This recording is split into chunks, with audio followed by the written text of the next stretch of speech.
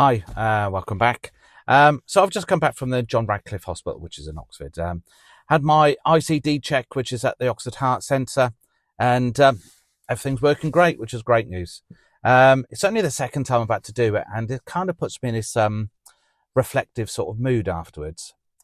And as I was driving home, I was thinking how differently I see normal day things and life, and comparing to how it was before.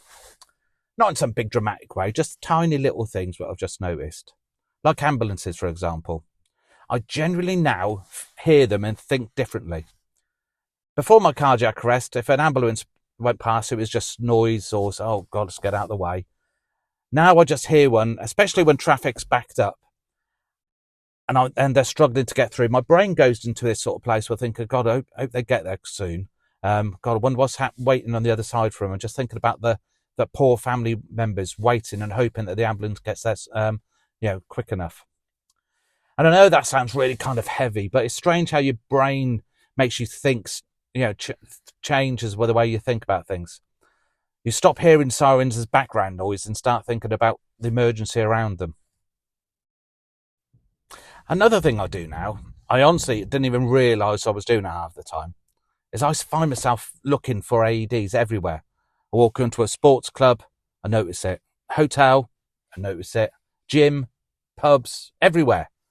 I've just turned to a bit of a defib spotter. Don't know if that's a thing, but I'm kind of making it a thing now.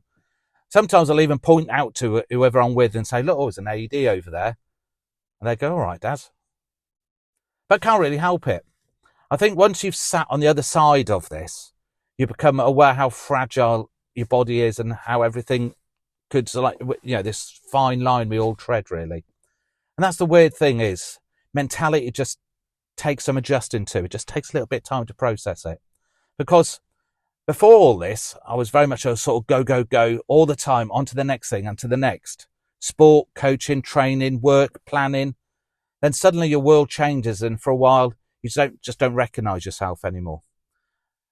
And I think it's probably one of the hardest parts, things to sort of come to terms with, really. Not really the physical side, because that's difficult, but it's the mental side, the mental shift in you, trying to work out who you are afterwards. Because in those long hours and those days and the months, you kind of realise you've lost the identity of what you recognise yourself as. Others will say, don't be silly, it's still you, but you've just lost a little bit of you. But I do think the mind is a wonderful, powerful thing. At the start, all you see is what you've lost, and really concentrate on that. You can't see past it. And I think it's perfectly normal to, because you're really sort of grieving for your old self. But slowly, over time, your brain starts adapting. You start seeing things differently. You start to appreciate things differently. And you notice things other people just walk past. And I suppose that's where I'm at right now, still figuring out where I am, really. It's funny because if you told me a few years ago that, in a couple of years' time, all you're going to be is going to be focusing and talking about CPR, defibs, emergency response stuff, I honestly don't think I would have believed you. But life's strange. It comes at you hard sometimes, doesn't it? It takes you to somewhere you never expected to go. Anyway, no big messages today. Just one of those thoughts I had when I was driving home, and I thought it'd be great to share with you. So maybe if there was any point to this video, it was, if you don't really ever know what people are carrying with them on a day-to-day basis. So, sort of take in consideration sort of what's going on. Even some completely small moments, just have a little bit of thought and a consideration. Anyway, to the next one. Have a great day. Thank you.